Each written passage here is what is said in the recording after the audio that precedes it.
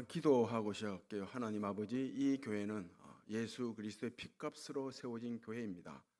이 교회에서 예배드리는 모든 하나님의 자녀들이 예수 그리스도의 십자가의 사랑을 만나고 부활을 만나는 놀라운 축복과 은혜가 있게 해 주옵소서. 예수님 이름으로 기도하옵나이다. 아멘. 어릴 적 기분이 나쁘고 또 마음이 상하고 성질이 나면 나 밥 안 먹는다고 땡깡을 부렸던 적이 있습니다. 밥을 안 먹으면 배가 고프죠. 밥 안 먹으면 밥 안 먹는 저만 손해입니다. 그래서 몰래 배가 고프면 몰래 정지 북에 가서 몰래 밥을 먹었던 기억이 있습니다. 기분이 나쁘고 성질나서 마음이 상해서 밥 안 먹는다고 할 때 언제나 어머니는 이런 말씀을 하셨습니다. 그래도 밥은 먹어라. 밥 안 먹게 되면 몸 상하고 병 생긴다. 이런 말씀을 하셨습니다. 이 요즘 전문가들이 하는 말입니다. 기분이 나쁘고 마음이 상하면 성질내면 몸의免疫力이 떨어져서 밥까지 안 먹게 되면 병 생깁니다. 몸 상합니다. 우리의 신앙도 마찬가지입니다. 기분이 나쁘고 마음이 상하고 성질 날 때가 있습니다. 이게 난다는 것은 내가 살아있다는 증거입니다. 날 때 기분 나쁘고 마음 상할 때 내가 마땅히 해야 할 밥을 먹듯이 마땅히 해야 할 사명, 일을 하지 않으면 면역이 떨어져서 신앙에 병이 생기고 맙니다. 이게 시험이죠. 우리 인생 훈련입니다. 삶도 훈련이죠. 훈련을 계속해서 해야 성장하고 성숙해지고 그리고 삶의 질도 좋아지고 양도 풍성해집니다. 이 국가대표 운동선수들 늘 훈련하죠. 훈련을 쉬지 않습니다. 비가 오나 눈이 오나 늘 훈련한다고요. 훈련을 하지 않으면 현상 유지가 되는 것이 아니라 제자리 걸음이 아니라 오히려 뒤로 물러가게 되죠. 침체됩니다. 실력이 떨어지게 된다고요. 예술가도 마찬가지입니다. 늘 훈련을 합니다. 하루도 쉬지 않습니다. 피아니스트, 바이올린 연주자들 보면 이 3일을 연습하지 않으면 3일을 훈련하지 않으면 청중이 다 안 돼요. 연습 안 했구나. 그리고 이틀을 안 하면 전문가가 알아차립니다. 그리고 하루를 안 하게 되면 무엇보다 본인이 알게 됩니다. 내가 연습을 안 했구나. 훈련 안 했구나. 이걸 알게 된다고요. 그 조수미 씨가 해외 공연을 가면 항상 숙소는 제일 비싼 곳, 제일 넓은 곳, 좋은 곳을 정한다고 합니다. 돈이 많아서가 아니고 자랑하고 과시하기 위해서가 아니고 왜 가장 비싼 숙소를 구해서 거기서 잠을 자는가 하면 그 가장 좋은 숙소, 호텔은 피아노가 있다고 합니다. 그 피아노가 있는데 그 피아노를 치면서 연습을 공연 전까지 하기 위해서 가장 비싸고 좋은 숙소를 구한다고 합니다. 연예인도 마찬가지 아닙니까? 연예인들은 몸이 재산이지 않습니까? 몸을 늘 단련시킵니다. 이를테면 별로 좋은 비유는 아닌데 연예인이 새벽 2시, 3시까지 술을 마시고 2시, 3시까지는 술을 마신다는 표현은 굉장히 거친 표현이고 좀 고상한 표현을 쓰면 새벽 2시, 3시까지 술을 퍼 마시고 이런 표현을 씁니다. 바로 집안에 들어가지 않고 곧장 항상 헬스장 가서 1시간, 2시간 몸을 단련한다고 합니다. 제가 고등학교 다닐 때에 처음 우리나라에 조기 축구가 일어나기 시작했습니다. 조기 축구 붐이 일어났죠. 그래서 동네 아저씨들이 그 당시 30대, 40대 정도 되죠. 그 아저씨들이 조기 축구 팀을 구성해서 아침마다 와서 저희들과 한 게임 하자고 했습니다. 처음 게임을 하니까 14대 0, 15대 0이죠. 우리는 늘 해왔고 그들은 안 했기 때문에. 그런데 6개월, 1년 정도 지나니까 비슷해져요. 실력이 계속해서 연습 게임 훈련하다 보니까 실력이 좋아진 것입니다. 마부위침이라는 말이 있죠. 쇠 덩어리 도끼, 쇠 도끼를 가지고 숫돌에 계속해서 갈아서 마침 바늘을 만든다는 고사성어입니다. 그 정도의 훈련이 필요하다는 거죠. 신앙생활도 훈련입니다. 훈련이 필요해요. 신앙도 훈련이 필요합니다. 갈라디아서 5장 말씀 보면 이런 말씀이 있습니다. 육체의 욕심과 성령이 늘 다투고 싸운대요. 육체의 욕심은 성령의 뜻을 이루지 못하게 하고, 성령은 또 육체의 욕심이 이루어지지 않도록 날마다 성령께서 탄식한대요. 성령은 우리 속에서 탄식하시고 늘 가르쳐 주시죠. 하나님의 뜻이 무엇인지, 하나님을 위해서 살아가고 하나님의 영광을 위하고 하나님의 기쁨이 뭔지를 알게 해서 그 성령을 따라 행하도록 늘 우리를 훈련시킨다고 우리 속에서 이렇게 말씀합니다. 그 성령을 따라 행하는 것, 이 성령의 탄식에 순종하는 거거든요. 이 훈련하는 거예요. 그 성령을 쫓아서 따라서 계속해서 행하게 되면 성령의 열매를 맺는 거죠. 성령의 열매는 사랑과 희락과 화평과 오래 참음과 자비와 양성과 온유와 절제, 이런 열매를 맺게 합니다. 신앙의 훈련이 필요한데 어떤 훈련이 가장 기본적인 훈련인가 하면 바로 감정 훈련입니다. 우리의 감정을 훈련할 수 있어야 합니다. 육체 욕심은 언제나 감정을 통해서 들어오거든요. 이 감정이 육체 욕심을 챙기도록 이루도록 자꾸 충동질해요. 이 보암직하고 먹음직하고 탐스럽게 익은 것을 원하는 것, 이 감정입니다. 감정을 통해서 먼저 들어옵니다. 그래서 이 감정 조절이 굉장히 중요해요. 기분이 나쁘다고 해서 우리 신앙이 나빠지는 것 아닙니다. 기분이 좋다고 해서 우리 신앙이 좋아지는 것도 아니고, 내 감정이 아주 최고조에 달았다고 해서 내 신앙이 최고조에 이르고 그러지 않습니다.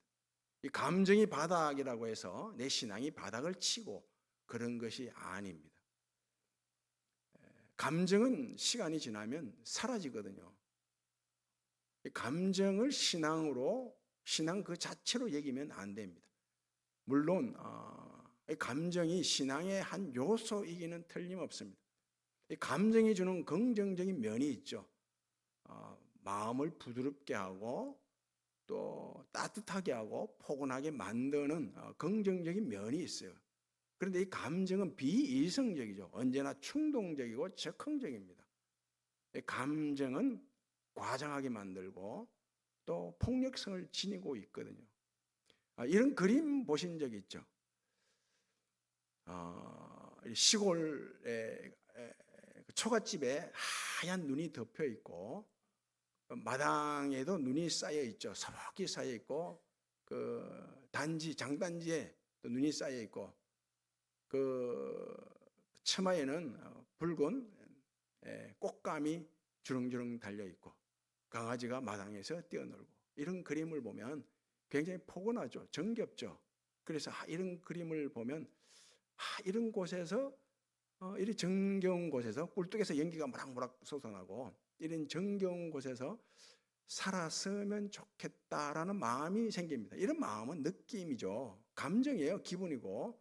그런데 실제로 여기 와서 살래 그러면 아무도 안 산다고 합니다. 아무도 안 살죠. 거기서 왜 살아요? 얼마나 불편한데요. 하나에서 열까지 다 불편해요. 뭐 생필품 구하기도 불편하죠. 애들 교육시키기 불편하죠. 또 아프면 병원 가기 불편하죠. 불편합니다.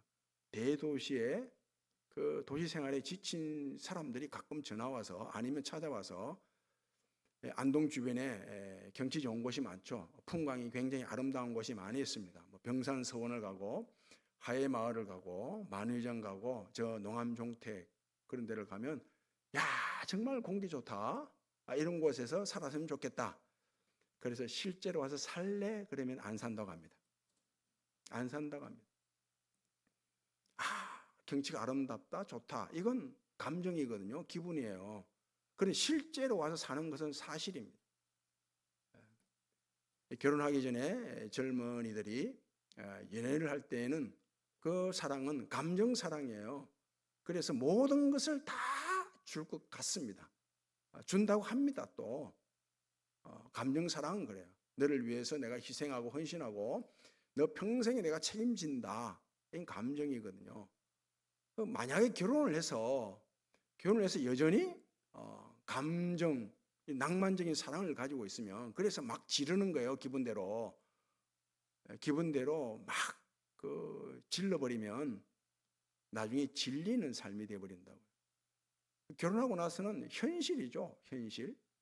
기저귀 값에 걱정해야 되고 분유값 걱정해야 되고 학원비 걱정해야 됩니다.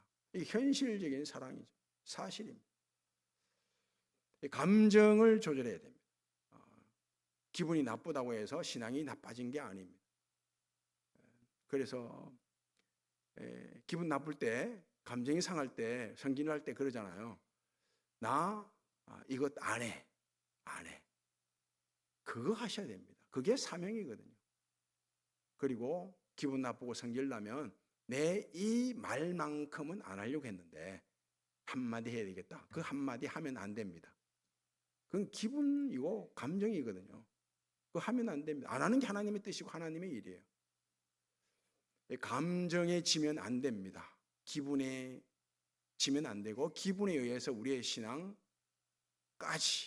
우리의 사명까지 흔들리면 안 됩니다. 엘리야가 가멜 산상에서 바알과 아세라 선지자 850명과 대결하죠. 어떤 신이 참신이냐? 참신 여부를 놓고 진검승부를 펼칩니다. 먼저 바알과 아세라 선지자들이 자기들이 섬기는 잡신, 바알과 아세라 여러 신들의 이름을 부릅니다. 이름을 부르는데 아무런 응답이 없습니다. 하늘에서 불이 떨어지는 신이 진짜 신이다, 참신이다. 이걸 놓고 지금 대결을 벌이고 있습니다.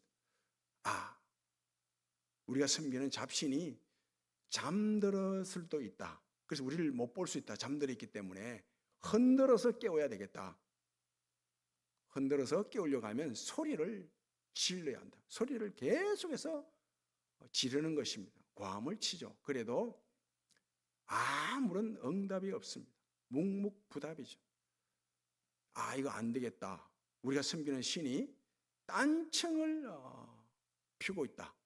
딴 데 마음을 두고 있다. 관심을 두고 있다. 관심을 끌려고 하면 더 크게 소리 질러야 된다. 고래고래 고함을 지릅니다. 그래도 아무런 응답이 없습니다. 불이 내려오질 않습니다. 그러자 이제는 그래 좋다. 자기들의 칼을 가지고 서로 상처를 입힙니다. 붉은 피가 나오죠. 이 붉은 피를 흘리면 사람들의 관심이 그쪽으로 쏠리지 않습니까? 우리가 섬기는 잡신이 피를 흘리는 우리의 모습을 보면 그 붉은 피를 보고 붉은 불을 내려주실 것이다. 이 생각하고 피를 흘립니다. 아무런 반응이 없습니다. 응답이 없습니다. 그러자 이제 엘리야가 하나님의 이름을 부릅니다. 하나님의 이름을 부르자 하늘에서 불이 떨어지고 그 불로 바알과 아세라 그 선지자 850명을 그 자리에서 다 태워버립니다. 놀라운 일이 일어난 거죠.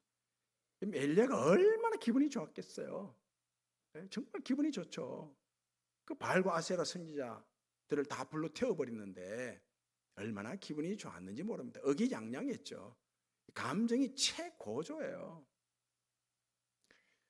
이 소식, 엘리야가 바알과 아세라 선지자 850명을 다 죽였다. 이 소식이 아합 왕 비 왕의 그 부인인 이세벨이 들었습니다. 듣고는 이 엘리야를 그냥 두어서는 안 되겠다.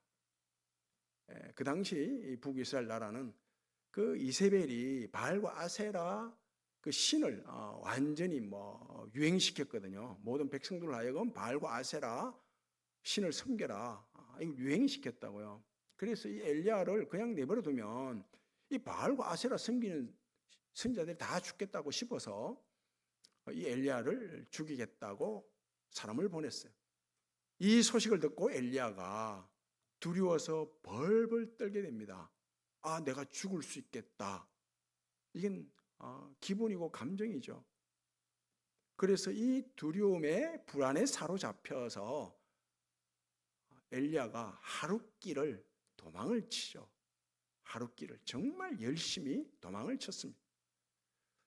로뎀 나무, 이 로뎀 나무는 광야에서 굉장히 돋보이는 나무예요. 화려한 나무입니다. 어디에서도 이 로뎀 나무는 다 보이는 거예요. 그 로뎀 나무 아래에 풀썩 주저앉았습니다. 낙심하죠. 하나님, 이게 뭡니까? 이거예요. 하나님, 넉넉하오니 내 생명을 거두어가 주십시오. 나는 내 조상들보다 못합니다. 이거 쉽게 말하면 이제 내가 하는 이 선지자의 일 다 집어치우고 싶습니다. 죽고 싶습니다. 이거요. 집어치우고 싶습니다. 죽고 싶습니다. 이건 느낌이고 감정 아닙니까? 죽고 싶습니다. 가끔씩 뭐 성질 날 때 죽고 싶습니다. 그러지 않습니다.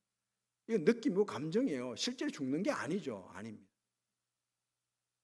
낙심에 빠진, 낙심해하는 이 엘리야, 죽고 싶다는 기분이 완전히 나쁘죠.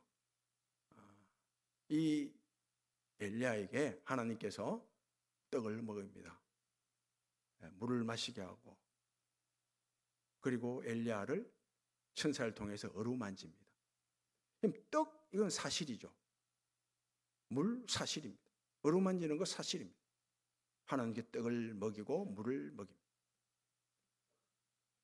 그러자 엘리야가 힘을 얻어서 40주야, 그 40일을 밤낮으로 걸어갑니다. 걸어가서 호렙산에 이르게 되고, 그 호렙산에서 말씀하시는 하나님을 만나게 돼요. 약속을 주시는 하나님을 만나게 됩니다.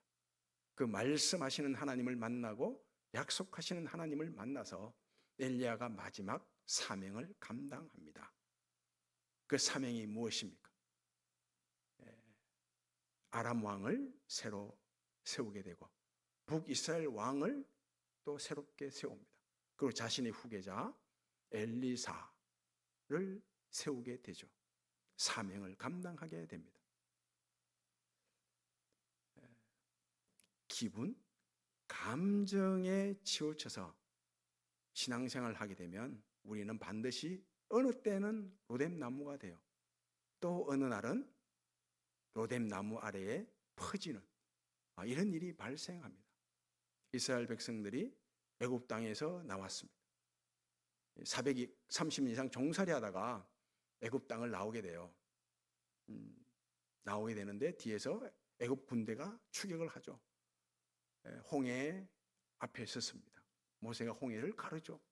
이스라엘 백성들이 그 갈라진 홍해를 마른 땅 건너듯이 건넙니다. 건너고 난 다음에 뒤따라오던 애굽 군대가 그냥 물에 빠져 다 죽게 됩니다. 물이 다시 합쳐졌거든요.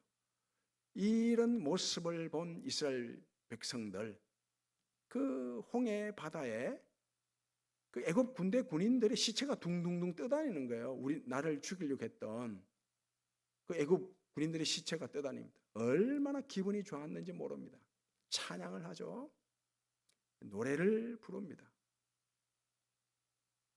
하나님의 구원을 기뻐한다고요.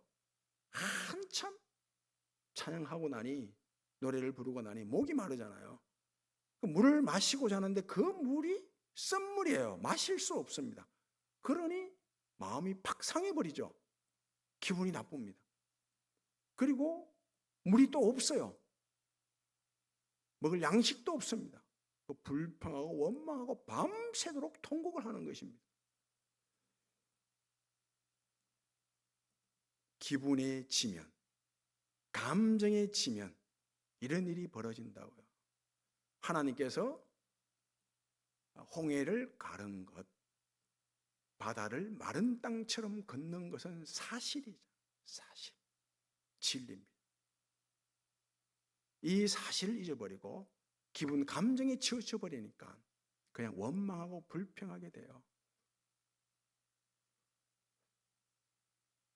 하나님께서 아브라함을 찾아오셔서 너의 후손이 하늘의 별처럼 바닷가의 모래알처럼 많아질 것이라 약속하셨어요.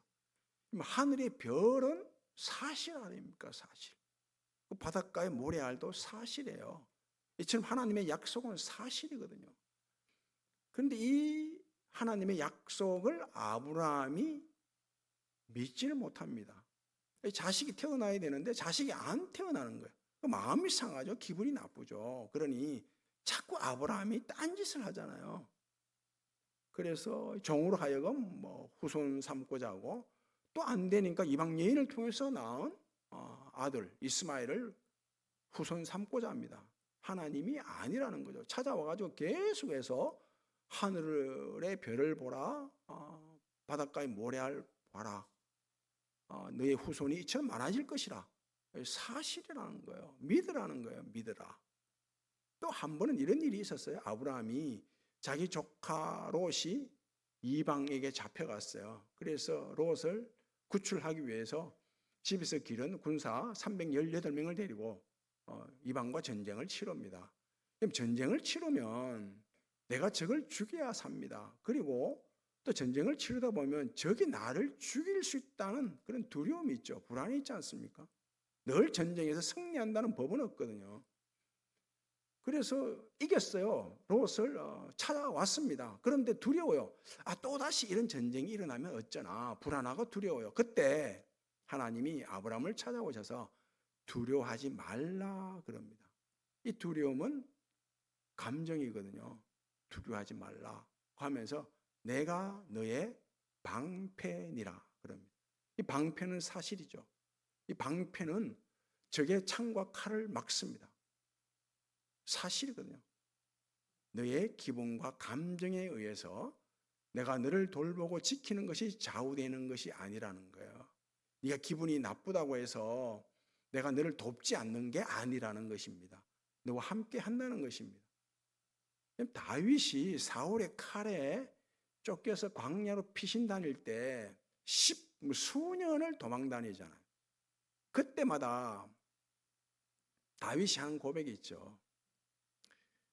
여호와는 나의 반석이시요 나의 요새시요 나의 산성이요 나의 피할 바위시라.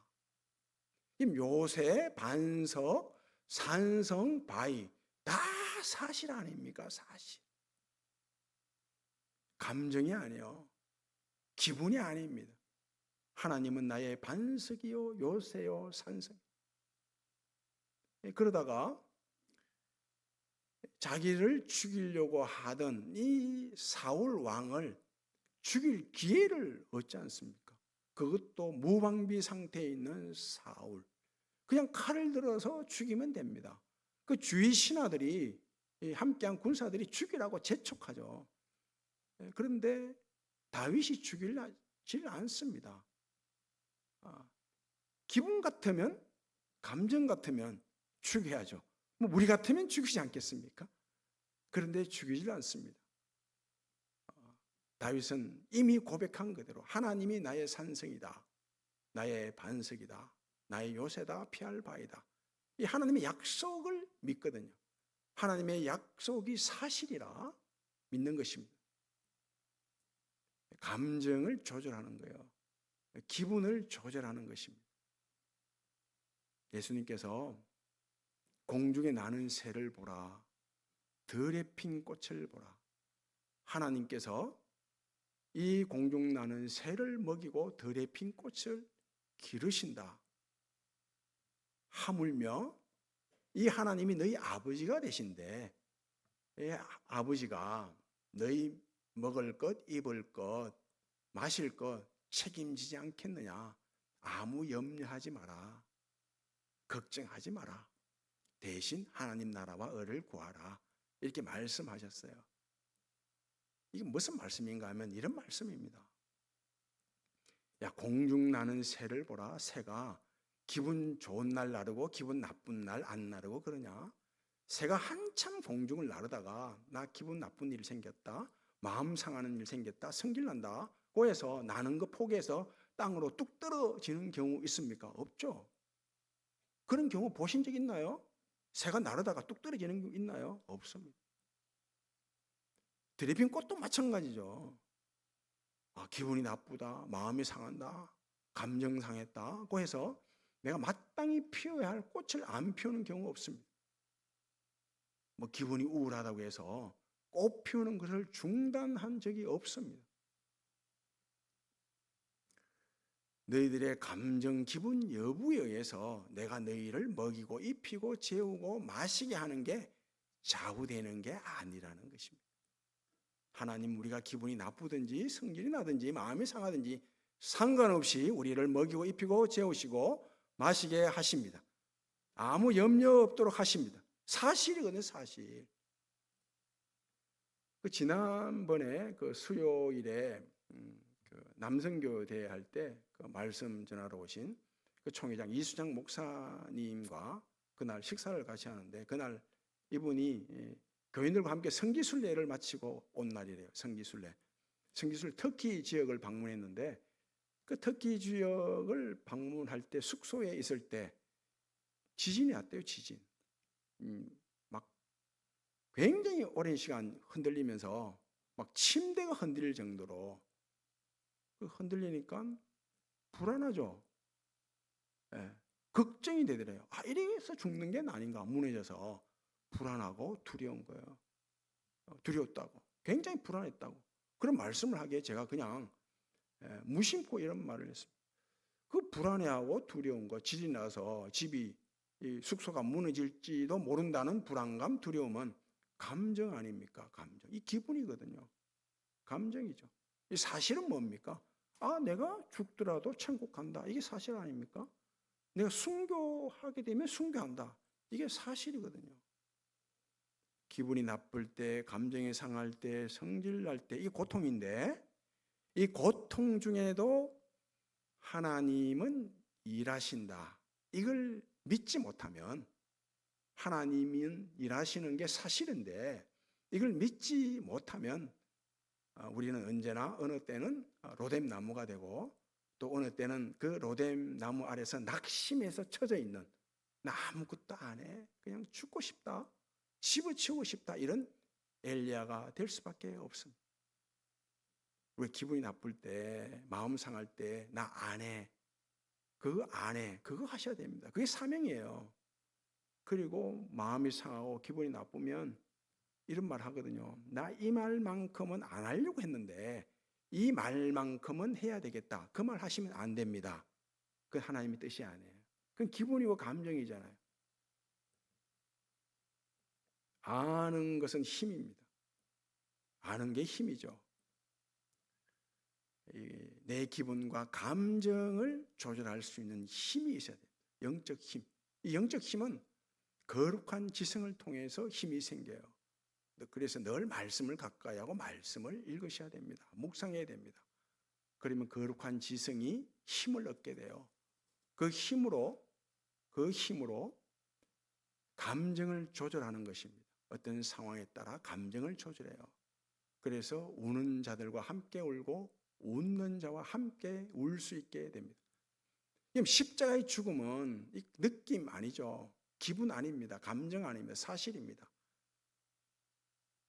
부활 역시 사실이죠. 느낌 아닙니다. 내 기분이 울적하다고 예수님 부활하지 않고, 이게 아닙니다. 내가 부활 안 하는 게 아니라고요. 이건 아주 견고한 사실입니다. 그 신앙은 심리학이 아닙니다. 지질학이죠. 우리의 신앙은 바위처럼, 산성처럼, 요새처럼, 반석처럼 아주 단단한 사실입니다. 늘 말씀을 가까이 해서 말씀을 통해서 영적 힘을 키워 감정을 상황에 맞게 적절하게 조절해서 하나님이 참 신임을, 하나님의 약속이 사실인데 그 약속이 우리의 삶을 통해 이루어지는 그런 은혜가 있기를 바랍니다. 아버지 하나님, 늘 말씀을 가까이 해서 영적 힘을 키워 감정을 잘 조절해서, 기분을 조정해서 적절하게 감정을 사용해서 우는 자와 함께 울고 웃는 자와 함께 우는, 그래서 하나님의 약속이 우리의 삶을 통해서 이루어지는 은혜가 우리에게 있게 해 주옵소서. 예수님 이름으로 기도하옵나이다.